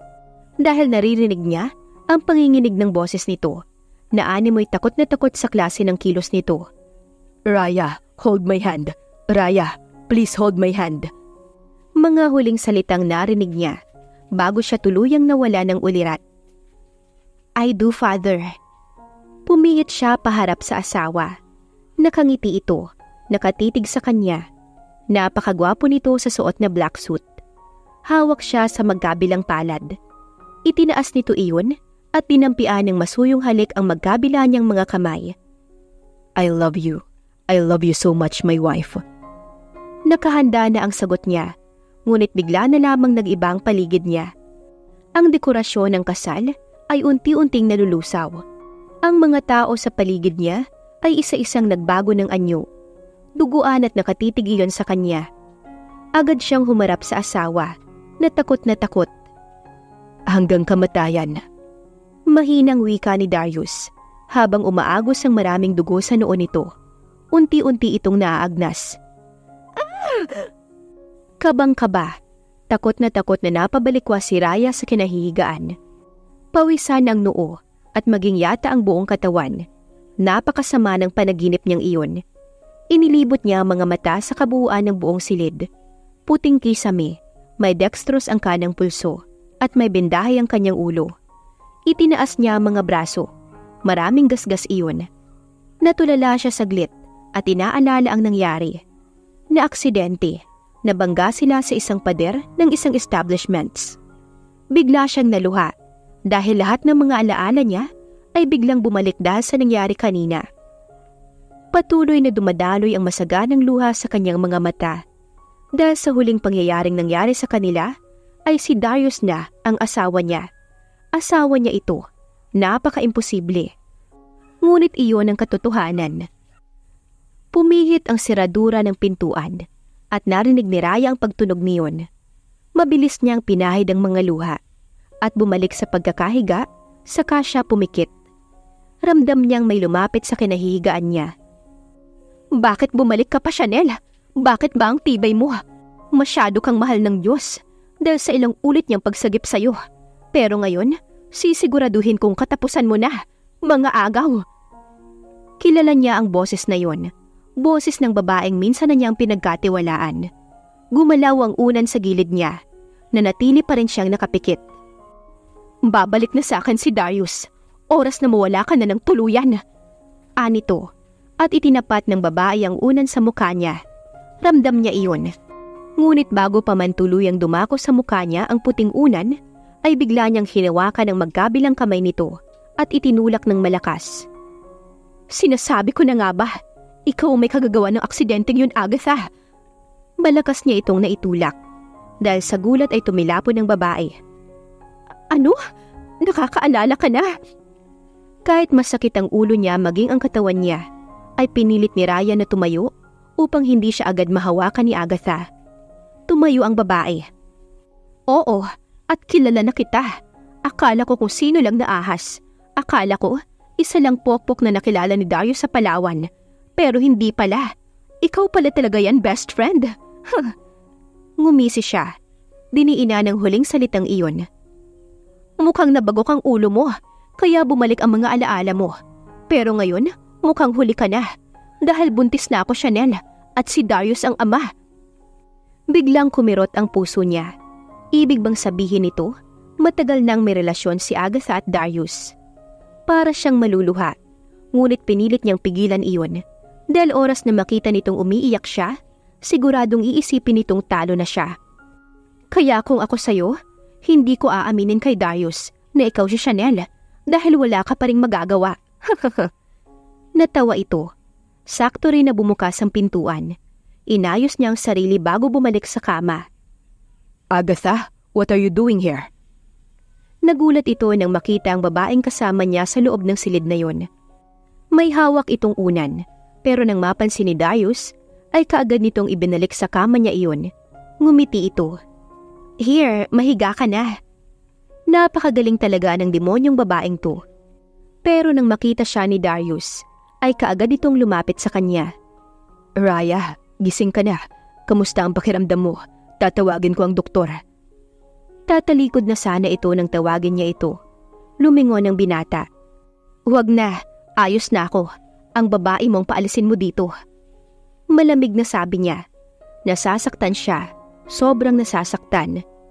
Muli na naman niyang naalala ang nangyari sa Palawan. Oo nga, bumalik nga ang mga alaala niya. Pero ang maalala ang kababuyan ni Darius at Agatha ay sapat na upang itago niya ang totoo. Saka kung totoo man ang sinasabi ng babaeng to, ano pa ang kwenta na sabihin niya ang totoo? Nagsisinungaling o hindi si Agatha, wala siyang pakialam. Mas mabuti na siguro na manatili siyang si Raya at ilihim ang lahat kay Darius. Umuwi ka na, Agatha. Pagtataboy nito sa babae. Babe naman, bagong dating pa lang ako eh. Pwede bang dito na muna ako? Isa pa, may good news ako sa'yo. Masayang sabi nito. Not now, Agatha. But babe? Ngunit bago pa nito matapos ang sasabihin, ay naitulak na ito ni Darius palabas. Babe, gusto ko lang naman magpa-check up. Tapos nakita kita dito kanina, so I decided to. Umalis ka na. I'm pregnant, babe, at ikaw ang ama. Natigilan ng lalaki at agad siya nitong nilingon. Umiwas siya ng tingin dahil parang hindi niya kayang patuloy na makipagtitigan dito. Umalis na kayo! Kahit mahirap ay tumayo siya at itinaboy ang mga ito palabas. Sa kanya isinara ang pintuan. Doon na napahagulhol si Raya. Parang dahan-dahang napupunit ang puso niya dahil sa sobrang sakit niyon. May isang oras din siguro bago bumalik si Darius sa silid niya at katawagan niya noon si Esme. Pero nang bumukas ang pinto, ay agad na binaba ni Raya ang cellphone. Pagising niya ay naroon na ang mga gamit sa sofa. Siguro'y nilagay ng nurse doon. Hindi naman nasira ang cellphone niya, kaya tinawagan niya agad si Esme. Maayos na ang anak niya, pero baka sa susunod pa ito makalabas. Kaya nga kailangan niyang makaalis dito bago ma-discharge ang anak niya. Nagdesisyon din si Raya na magre-resign na sa trabaho. Ngayong kilala na niya ang pagkakakilanlan, siguro'y uuwi na siya ng Cavite sa mga magulang niya. Sigurado siyang magugulat ang mga ito. Umalis ka na, hindi kita kailangan dito. Seryoso niyang sabi. Hindi ako ang ama ng anak niya, Raya. Believe me, please, I'm sorry. May dahilan ako kaya ako. I said out! Get out of my life! Get out! Ayoko nang makipag-usap sa'yo. Magre-resign na rin ako sa trabaho at wala akong pakialam kung pumayag ka man o hindi. Matatag niyang sabi. No, hindi mo pwedeng gawin yon. I can. Kaya wag ka na magtangkang pigilan ako. Tigilan mo na rin ako, Darius, at panindigan mo ang babae mo. Bulyaw niya. Namilipit siya sa sobrang sakit ng kanyang ulo. Raya, are you okay? Lumapit ito at hinawakan siya sa baywang. Bitawan mo ko. Ngunit nagawa pa rin niyang iwaksi ang kamay nito. Umalis ka na at huwag ka nang magpapakita sa akin kahit kailan. Sambit niya saka ito tinalikuran. Sir, bakit po? Sabihin mo sa security na huwag papapasukin ng babaeng to. Sabay abot ng litrato sa sekretary nito. Si Miss Agatha del Castillo, sir? Tanong ni Stefan. Yeah. Kahit anong sabihin niya, wag na wag niyo siyang papapasukin. Seryoso niyang usal. Masyadong desperada si Agatha. Hindi naman siyang nakabuntis doon. At isang beses lamang may nangyari sa kanila. At nakakondom siya ng gabing iyon. Pumayag siya dahil may gusto siyang malaman sa babae. At hinala niya na si Agatha ang may kagagawa nun kung bakit nawala ng preno ang kotse niya noon. Dahil sa fingerprint na naiwan sa bintana ng sasakyan. Bukod kasi sa fingerprint niya at ni Chanel, ay may nakita pa doong ibang kamay. At para malaman niya ang totoo, ay nilasing niya muna ito. Gamit ang bote na hawak nito, ay nagkaroon siya ng fingerprint nito. Pero nagduda ito, kaya ginawa na niya ng paraan. He didn't mean to do that. Pero para hindi na ito mag-isip, ay pinagbigyan na niya. At iyon lang yun, isang beses lamang, kaya paano niya mabubuntis? Okay sir, copy that sir. Napahilot siya ng sintido nang mapag-isa siya sa opisina. Gustong-gusto niya nang makita si Raya, pero iniiwasan niyang magalit ito dahil baka mabinat ito. Ayaw niyang mangyari iyon. Paano niya kaya kauusapin ng dalaga at ipaliliwanag dito ang lahat? Gayong sobra ang galit nito sa kanya. May kumatok sa pintuan, kaya napukaw ang pag-iisip niya. Yo, bakit para yatang pasan mo ang mundudud? It's Randall, his cousin. Bigla itong naupo sa upuan sa tabi ng kanyang mesa. What are you doing here? Aniya, natawa ito. Hindi mo ba ako namimiss? Umarko ang isang kilay niya. I heard na ginugulo ka na naman ni Agatha. Alam nito ang lahat dahil ito ang kaisa-isang taong pinagkakatiwalaan niya noon pa. Chismoso ka talaga. Ngumisi ito. Don't be sad. Hindi naman magtatagal at titigil din yan kapag napagod. Isang buntong hininga ang pinakawalan niya. Hey, bakit kaya hindi ka sumama sa bagong project ko ngayon? Si Randall ay isang matulungin tao. Marami itong mga charity na tinutulungan. May sarili rin itong foundation. Mga batang may cancer ang bago nitong tinutulungan. Alam niya dahil kaisa ang kumpanya sa tumutulong dito. Tara, sa St. Anne Hospital kami bibisita ngayon para pasyalan ng mga bata ron. Agad siyang napaayos ng upo. Doon kasi nakakonfine si Raya. Pumayag siya dahil ilang araw na at parang mababaliw siya sa kakaisip sa asawa. Oo, alam niya na ito ang asawa niya. Dahil sa mga medical records na hiningi niya sa doktor ng araw na maaksidente ito. Ayaw lang niyang magsalita dahil makikipagtalo lamang ito sa kanya. Inaalala din niya na baka mabinat ito, kaya mas minabuti niyang manahimik muna hanggang sa maging maayos na ang kalagayan nito. Pagdating nila ng ospital, ay sa ward ng mga cancer patient sila dumiretso. Ipinaliwanag at sinabi ng director kung ilan ang lahat ng may cancer na mga bata sa ospital na yun. Nandito na tayo. Tumigil sila sa isang pinto. Nakabukas iyon. Ito ang playground ng mga bata upang kahit papaano ay makalimutan nila ang kanilang mga sakit kahit sa pamamagitan lamang ng paglalaro. Inilibot niya ang paningin. Maganda ang loob. Maraming mga bata. Halata na may mga sakit ang mga ito sa mga kilos at mukha ng mga ito. Ngunit biglang natigil ang mga mata niya sa isang babaeng nakatalikod. Nakikipaglaro ito sa mga bata sa loob. Lumapit siya sa bintana at tinitigan nito mula roon. Okay, let's sing! Natigilan siya nang marinig ang tinig ng babae. Si Raya, okay na ba to? Bakit to narito? Bulong ng kanyang isipan habang tahimik na nakatitig sa babae mula sa labas ng bintana ng kwartong yun. May 3 bibe akong nakita, mataba, mapayat mga bibe, ngunit ang may pakpak sa likod ay isa. Siyang leader na nagsabi ng kwak kwak, kwak kwak kwak, kwak kwak kwak. Tuwang-tuwa mga bata habang nagsasayaw at siya naman ay kumakanta. Maging ang anak niyang si Raiji ay naroon din para makisali dahil magaling na ito. Maya-maya kasi ay uuwi na sila dahil sabi ng doktor ay pwede na raw silang umuwi. Napakasaya niya sa tuwing kasama ang mga batang ito. Pero ngayon ay uuwi na sila at hindi niya alam kung makakabalik pa ba siya rito. Miss Raya. Otomatiko siyang napalingon sa boses na yon. Dok, bakit po? Nang tumingin siya sa likuran ng doktor, ay doon tumambad ang mga tao na nasa labas. Nangunot ang noo niya at napatanong sa isipan. Kailan pa mga ito narito? Kanina pa kaya? Nakaramdam tuloy siya ng hiya dahil sa mga pasayaw-sayaw at pagkanta niyang ginawa. May mga bisita tayo. Sila yung sinasabi ko sa iyo na isang foundation na tumutulong sa mga batang may cancer. Napangiti siya. Ibig sabihin, matutulungan ng mga ito ang mga bata. Talaga, Dok? Tumango ang doktor at humarap sa mga bata. Mga bata, may mga bisita tayo. Batiin ninyo sila. May kalakasang utos ng doktor sa mga paslit. Sabay-sabay namang nagsalita ang mga ito. Magandang araw po. Welcome po sa St. Anne Hospital.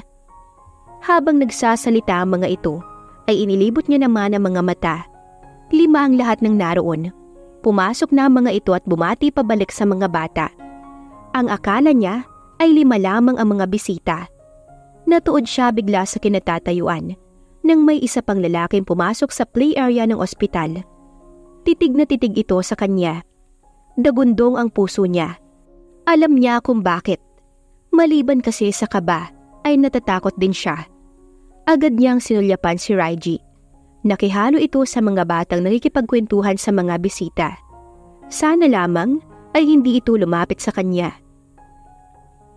Bakit nandito ka? Walang humpay ang pagkabog ng puso niya nang lapitan siya ni Darius. Hindi rin siya pwedeng lumingon sa unahan, baka makahalata ito. Sumama ako kay Randall. Remember my cousin Chanel? Nang banggitin ito ang pangalang yun, ay tila nanginig biglang kalamnan niya. Alam kaya nito na siya talaga si Shannon? O talagang bumabasi lamang ito sa mukha niya? At balat na nakita nito sa likod niya? Ano? Nakalimutan mo na bang Raya Alray ang buong pangalan ko? Hindi ito sumagot, kaya pagkakataon na niyang lumabas ng silid na yon. Tinext niya si Esme na bantayan muna si Raiji. Kailangan niyang mailayo si Darius sa anak niya. Dahil oras na makuha nito ang bata, sigurado siya na makikilala nito ang anak. Dahil halatang halata at kitang-kita ang mukha nito sa bata. Noong nakaraan nga lang niya napansin nang ikumpara niya ang mukha ni Darius sa kanyang anak. At talagang magkamukha ang dalawa. Gupit lang ang pinagkaiba. Kalbo kasi si Raiji, samantalang mahaba ang buhok ni Darius, kaya hindi halos mapapansin. Isa pa'y nangangayayat ang anak niya, kaya mahirap itong ipaghambing. Here, this is your DNA at DNA ni Shannon. Magka-match, right? Kinuha niya ang papel na hawak nito at tinignan ang pinaka nasa ibaba. Result ng DNA na sinasabi nito. Paano naman nagkaroon ng DNA sample ng taong to? No, hindi totoo yan. Nilukot niya ang papel at biglang ibinato rito. At bakit ba pinagpipilitan mo? Di ba may Agatha ka na? Kung pwede lang niyang sabihin na si Agatha ang may kagagawa ng aksidente 6 years ago, ay ginawa na niya. Pero kailangan niya magpanggap na si Raya pa rin siya upang hindi ito maghinalang bumalik na ang mga alaala niya. Hindi ko anak ang pinagbubuntis niya. Maniwala ka naman sa akin, wife. Parang may parte ng pagkatao niya na gusto itong yakapin. Pero mas nanaig ang galit niya dahil sa ginawa nito. Kung sana'y hindi niya iyon nakita, sana madali lang na umamin na siya nga ang asawa nito at may anak sila. Pero sobra siyang nasasaktan at hindi iyon tanggap ng puso niya. Nandidiri siya sa taong to. Mas nananaig ang galit at pagkamuhi niya kaysa pagmamahal. Tama na, ayoko nang pag-usapan pa to at huwag mo akong tatawaging asawa dahil wala ako. Mommy! Nagitla siya nang may kumapit sa likurang bahagi ng laylayan ng kanyang suot na blouse. Otomatiko siyang tumingin kay Darius at ganoon na lang ang kaba niya nang madatnang nakatitig ito sa anak niya. Mommy, who is he? Hindi siya makasagot, nanatiling nakatitig kay Darius. Maging ito'y halata rin na nais nito ng paliwanag. Ni hindi mapuknat ang mga mata sa batang nakadungaw sa gilid niya. Anak mo? Nanginginig ang tinig nito. Halatang halata iyon. Ano ba, Le? Yes, anak po ko ng mommy ko. My name is Raiji Shan. I'm 6. Raiji! Pigil niya sa bata. Palipat-lipat ang tingin ni Darius sa kanilang dalawa ng bata. Anak, bumalik na muna tayo sa... Wait. Pigil nito. Sige na Raiji, Pwede ko bang malaman kung ilang taon ka na, Raiji? Ngumiti ito. Halatang pilit lamang iyon. I'm 6 years old po. Ikaw po ano po ang... I said go back inside, Raiji. Now! Mariing utos niya rito. Doon lang tumalikod ang kanyang anak at halatang nalungkot ito sa klase ng pagsasalita niya. Saka na siya hihingi ng sorry. Hinintay niyang makalayo ang kanyang anak bago siya nagsalita muli. Ngunit naunahan siya ng lalaki. Anak ko ba siya? Nauutal na tanong nito. Hindi siya umimik. Tell me, anak ko ba si Raiji? Pigil ang tinig nito. Paano mo siya magiging anak ha? Hindi mo naman ako asawa, kaya pwede ba Darius, maghanap ka ng Liar, alam ko na alam mo na ang lahat. Ang medical record mo ay nasa sa akin, kaya huwag ka nang magsinungaling. Nung 1 linggo ko pa sana sasabihin sa'yo, nais kitang makausap, pero pinigilan ko ang sarili ko dahil nag-aalala ako na baka mabinat ka. Ayokong manganib ka dahil sa akin, kaya naghintay ako ng pagkakataon. At ito na yun, Chanel. Alam ko, nagsisinungaling ka lang. Talagang kinagulat niya iyon. Ilang segundo siyang tumahimik. Pilit inaabsorba sa isipan ng mga nangyayari. Pero ang katahimikan niya ay biglang napawi ng matawa siya. Hindi niya alam kung para saan iyon. Lumabas na lang. Dahil siguro sa inis sa mga sinasabi ni Darius. O dahil sa pagiging gago ng taong kaharap niya. Kung sabihin ko sa iyong oo, bumalik na nga ang mga alaala ko. May magbabago ba? Ha, Darius? Sigaw niya. Ang mga taong nadaan sa pasilyo ay napatingin na lang dahil sa gulat sa tinig niya. Hindi na, dahil ikaw ang sumira nun. Hindi na rin maibabalik ng sorry mo ang mga ginawa mo.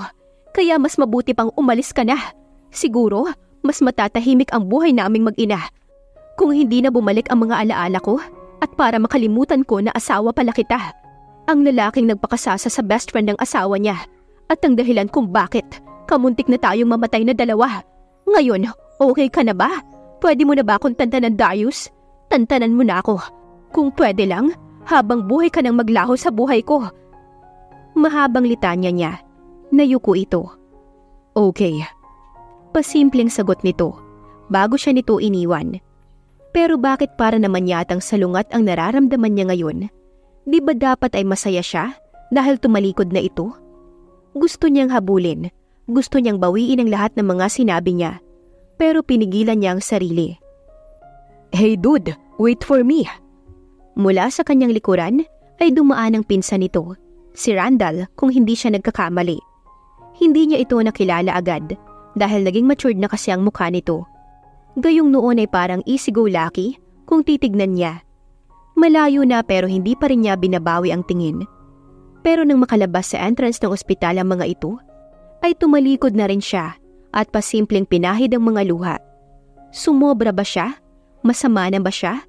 Nasaktan lang din siya at gusto niyang ilabas ang galit sa puso niya. Pabalik na siya sa play area ng ospital nang magtaka siya dahil sa mga taong tumatakbo palabas. Anong nangyayari? Tanong ng isang nanay.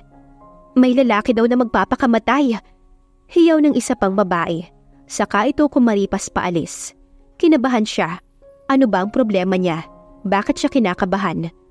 Saan? Diyan sa labas. Napakagwapo pa naman. Sayang, ayaw bumabae kung hindi raw siya mapapatawad ng kanyang asawa. Mas mabuti daw na tumalunan ng building. Sumikdo ang puso niya. Esme, dito ka lang. Samahan mo si Raji. Lalabas lang ako saglit ha. Ni hindi pa nga nakasagot ang kausap niya, ay kumaripas na ang dalaga palabas ng kwartong yun. Hindi, kapag ikaw yun Darius, makakatikim ka talaga sa akin. Bulong niya kasabay ng sunod-sunod na pagtulo ng kanyang mga luha. Maraming mga taong nagkukumpulan sa ibaba ng isang establishment sa tapat ng ospital na yon. Agad siyang tumingala at napatakip siya ng bibig nang makita kung sino ang nasa ibabaw ng rooftop. Si Darius. Nakaupo ito sa pader at tila kalmado pang nakatingin sa ibaba. 3-story ang building na yon. Mataas iyon at talagang patay ka, oras na lumagapa ka sa baba. Siguradong hindi makikilala ang mukha mo sa oras na mahulog ka doon. Sobra ang kaba sa puso niya nang tumawid siya sa kabilang kalsada. May mga police, fire truck at LGU rescue team na nakaabang sa ibaba. Naghahanda upang kung sakaling tumalon ang baliw na si Darius ay hindi ito dediretso sa semento. Parang lalabas sa dibdib niya ang kanyang puso dahil sa lalaking kulang na lang yata ng isang dakot. Ang sarap sa pakin ng matauhan sa kagaguhan. Inis siya pero sobra rin ang kaba sa puso niya. Kahit naman galit na galit siya rito, ay hindi naman siya pumapayag na mamatay na lamang ito. Oo nga'y sinabi niyang maglaho na lamang ito, pero hindi naman niya sinabi na magpakamatay ito. CEO ito pero baliw. Miss, teka, saan ka pupunta?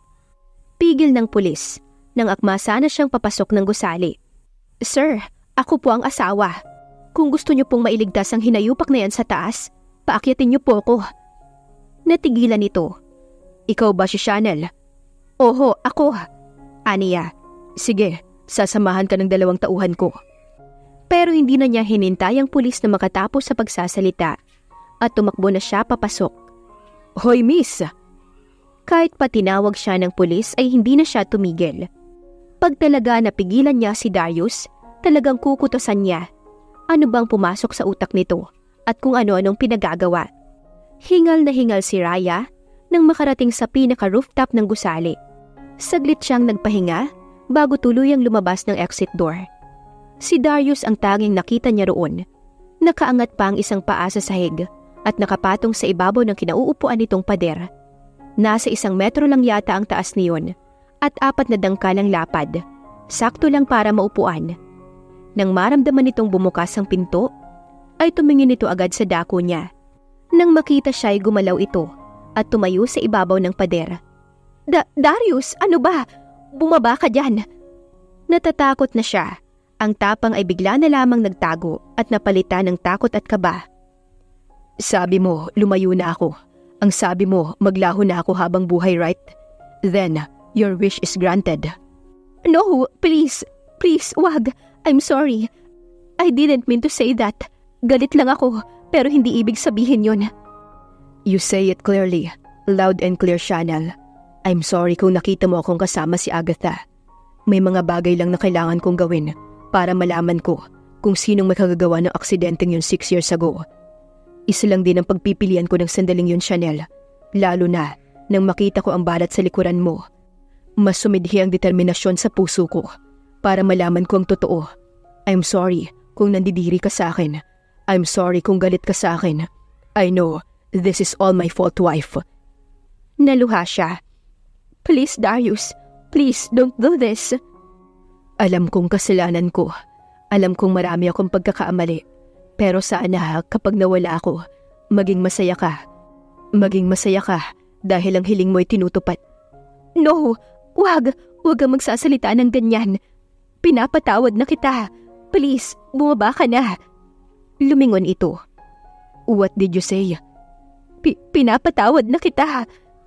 Pag-uulit niya, puno na rin ng luha ang kanyang mga mata. Nanlalabo na ang kanyang paningin dahil sa likidong umaagos sa kanyang pisngi. Pero hindi mo naman ako mahal. Aanhin ko pa ang buhay ko. Kung hindi mo naman ako mahal, mas mabuti pang... I love you. Mahal kita, Darius. Mahal na mahal. Kaya bumaba ka naman, oh. Huwag ka namang ganito. Hindi ko sinabing magpakamatay ka eh. Nagmamakaawa na ang tinig niya. Sure, hindi mo ba ako niloloko lang? Kasi kung kasinungalingan lang yan, mas mabuti pang... Oo, mahal kita. Mahal nga kita. Ano ba? Napahagulhol na si Raya. May halo na rin iyong inis. Pero mas nananaig ang takot niya. I love you too. Gumalaw ang ulo niya. At isang kisap mata ay nasa harapan na niya ang taong may kagagawan ng pagtangis niya ngayon.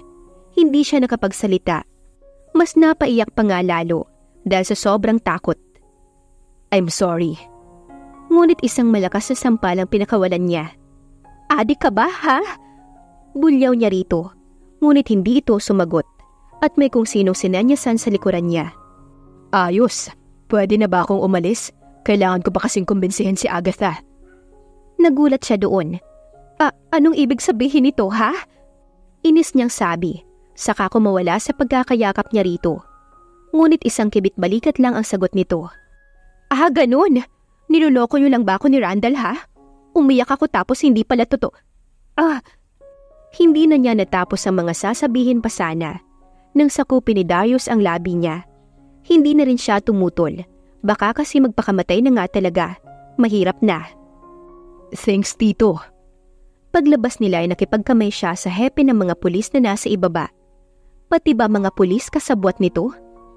Stefan, alam mo na ang gagawin. Anito si Secretary. Nakangisi si bakla sa kanya. Habang may hawak na pera sa palad, makapal iyon. Sige, pila lahat ng mga umarte. Dito sa akin, bilis.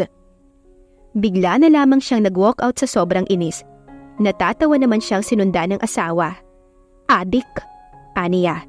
Sa'yo. Dugtong nito. Naiinis na kinikilig tuloy siya. Hindi ako yun. Anong patunay ninyo, ha? Saan ang ebidensya ninyo, ha? Wala kayong maipakita kasi hindi ako yun.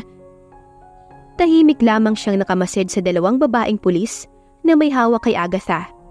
Finally, nahuli rin ito.